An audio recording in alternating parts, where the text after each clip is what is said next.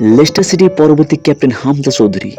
Leicester city coach Hamza চৌধুরীকে দলে captain হিসেবে দেখতে চায়, এমন সব গুঞ্জন উঠেছিল সোশ্যাল মিডিয়ায়। কিন্তু এমন গুঞ্জন কতটুকু সত্য? কিসের ভিত্তিতে এমন গুঞ্জন? আদৌ কি সম্ভব হামজা চৌধুরীর লেস্টার সিটির ক্যাপ্টেন হওয়া? আসুন এবার জেনে নেওয়া যাক। হামজা চৌধুরী লেস্টার সিটি ছেড়ে ধারে শেফিল্ড ইউনাইটেডে যোগ দিয়েছিলেন। এবছর শেফিল্ড ইউনাইটেড প্রিমিয়ার লিগের ফাইনালে সান্ডারল্যান্ডের কাছে হেরে যায় এবং শেফিল্ড ইউনাইটেডের চ্যাম্পিয়ন লিগ খেলার স্বপ্ন শেষ হয়ে যায়। পুরো টুর্নামেন্টে হামজা চৌধুরী ভালো খেলেছিল, কিন্তু তার দল শেফিল্ড তাকে দল থেকে ছেড়ে দেয়।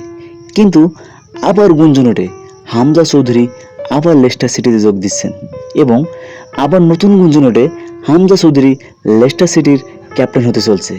কিন্তু এটা কতটুকুই সত্য?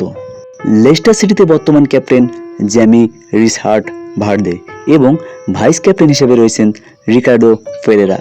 জ্যামি ভার্দে ও রিকার্ডো পেরেরা যথেষ্ট ফিট আছে, সুতরাং হামজা চৌধুরী লেস্টার সিটিতে না থাকার সম্ভাবনা সেখানে ক্যাপ্টেন হওয়াটা অহেতুক এবং গুঞ্জন ছাড়া আর কিছুই না।